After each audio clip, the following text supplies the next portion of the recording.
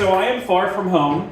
I was born in Rochester and raised in Somersworth and live in Somersworth to this day. Somersworth is the smallest city in our state, but it's the big city when I come up North 16. And so I am so delighted that we have packed the house, which really speaks droves not to me or my candidacy, but to the energy that is in this room and is in this county for making some change in Concord on the Executive Council. I hopefully won't bore you with too many details about the Executive Council, but unfortunately, a lot of folks don't know what the Executive Council is, and as someone that has run for the Executive Council before, I will tell you, people also forget what the Executive Council is. So in case you need a very quick primer, it is that five-person body.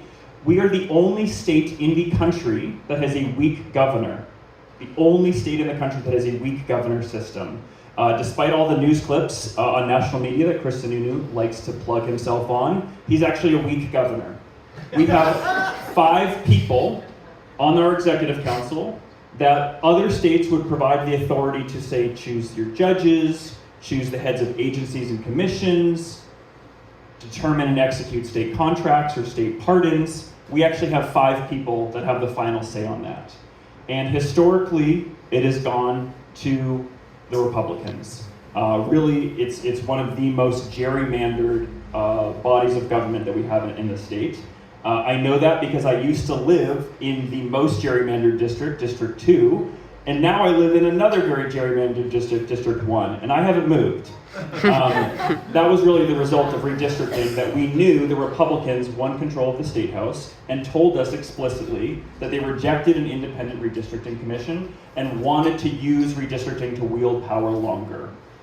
And there's a lot of reasons when we think about the power of the Executive Council that it really does matter having a majority or at least having a balance of power. I had a big kickoff in Dover for my campaign that's sort of closer to my hometown. And there was a young woman there that spoke, and she works down in the Lovering Health Center. That's in Greenland, close to the Massachusetts border, and it's a healthcare center that provides abortions and other reproductive care.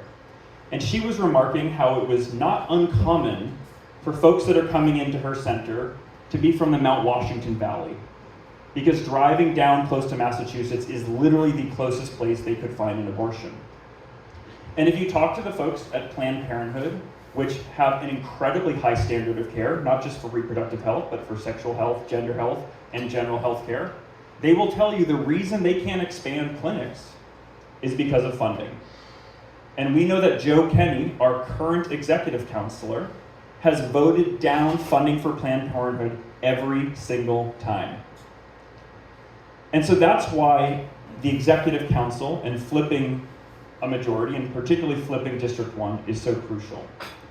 And I want to talk to you a little bit about healthcare. I told you that I was born in Rochester at a place called Frisbee Hospital.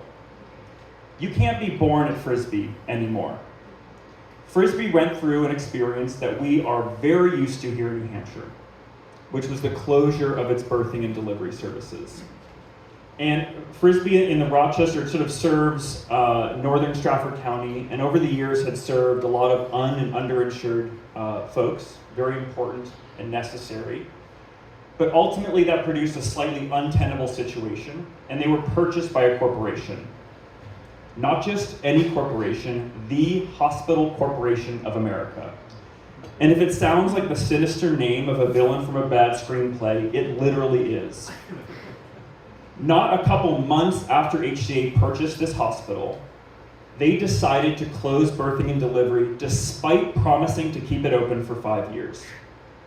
And they gave all sorts of plausible explanations, many of which just came back to revenue and profit. And folks in the community felt powerless. That's just inevitable. That's just sort of what we get. We got to be grateful that we have a hospital at all. That's what we were told.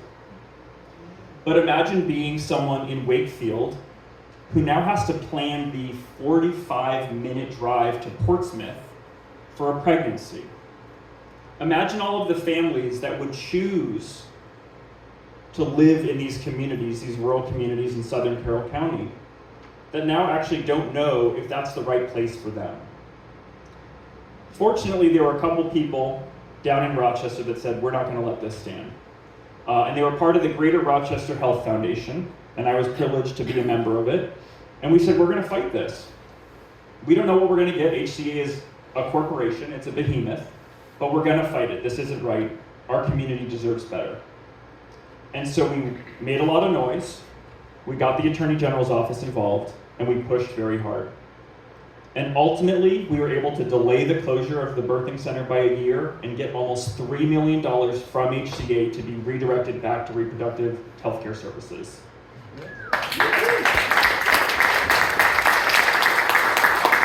And that taught me that the fight was absolutely worth it.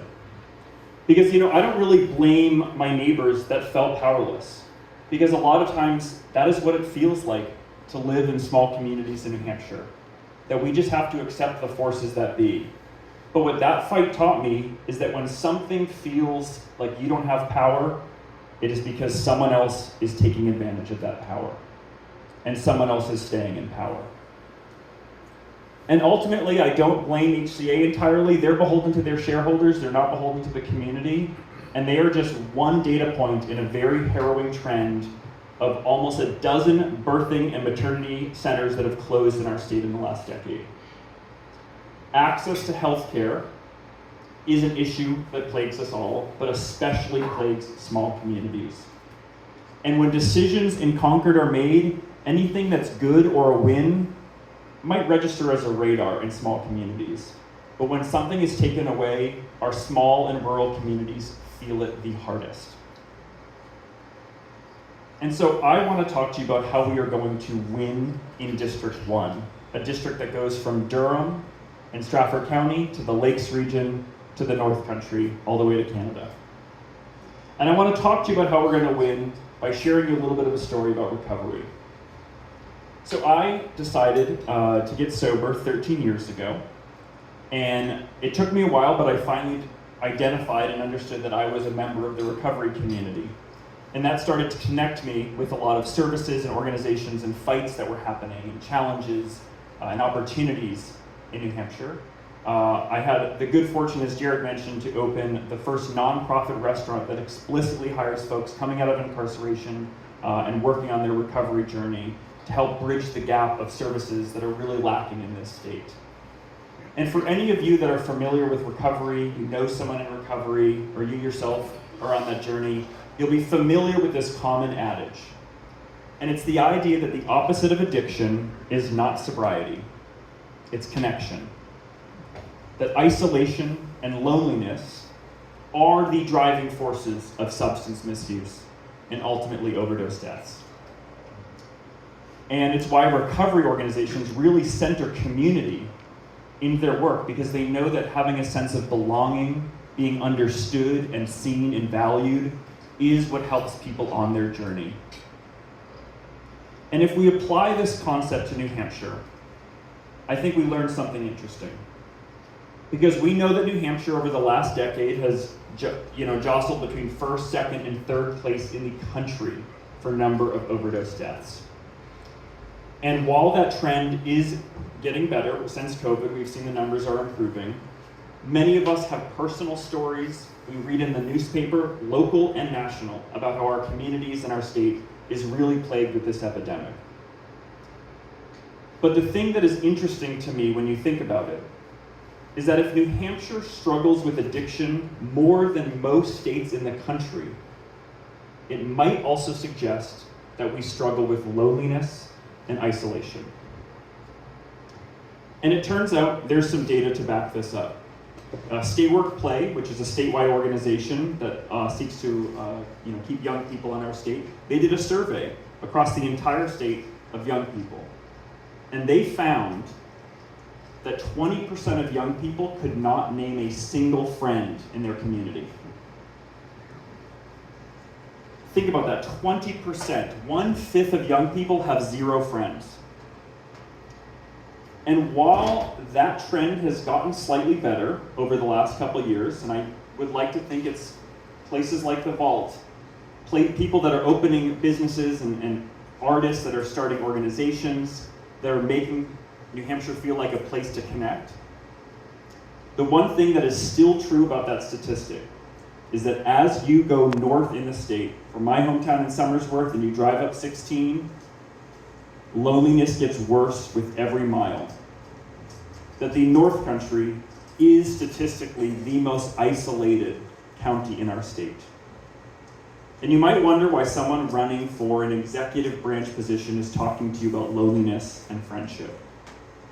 And the reason is, in my experience, being a business owner, being a Granite Stater for my entire life, being a community organizer, it is that there is another feature of disconnection, and that's powerlessness.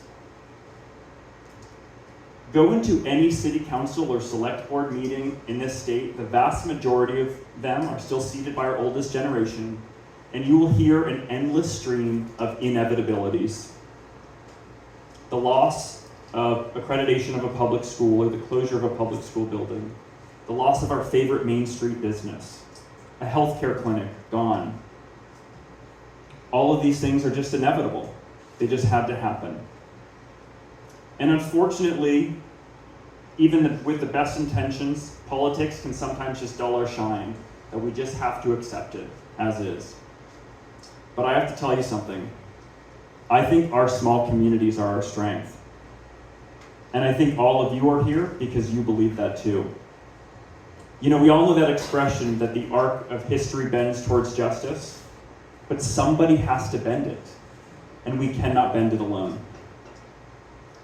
And so I think when we look at District 1, it's the largest district on the Executive Council. It's also therefore the most rural district. It's filled with small communities, each of them grappling with the same challenges around housing, public education, access to healthcare and reproductive care. And if we are disconnected, then we're going to have the same Executive Council. Because our current Executive Council, it's not just a Republican majority. It's an anti-choice majority, it's a pro-corporate majority, it's an anti-public school majority. And anytime you think in your local government or your state government something feels inevitable, I want you to ask yourself, who is benefiting from you feeling that way? Because right now, it's Chris Sununu, it's our Commissioner of Education, Frank Edelblut, and it's Kelly Ayotte. And so our strength is going to be when we are connected. And when we recognize that from the Lakes region to the North Country down to my hometown in Somersworth, that we are experiencing the same thing, but we are not powerless. And this is not inevitable. And I think you all understand the pressing need to win this seat and understand how we are going to make it happen. But I want to talk to you about one thing that you and your neighbors and your friends can do to truly deliver a majority on the Executive Council. And while you might be reaching for your wallets, there's another thing that you can do. You can run for office. Because if you are fired up about a Councillor Soldati or a Senator Talbot, then what needs to happen is every ballot in this district needs to read as a list of local champions, local leaders, and possibility. When you go into any polling location, it needs to be filled with people from governor, executive council, state senate, down to state rep that are sick of the mindset of inevitability. I believe that our community and community organizing is our destiny. And that is how we are going to make a change in the Executive Council. When we have a connected ballot all the way from the bottom to the top, we will win. I am ready to join you. I am ready to join the North Country. I hope you are ready to join me. Thank you for coming out tonight.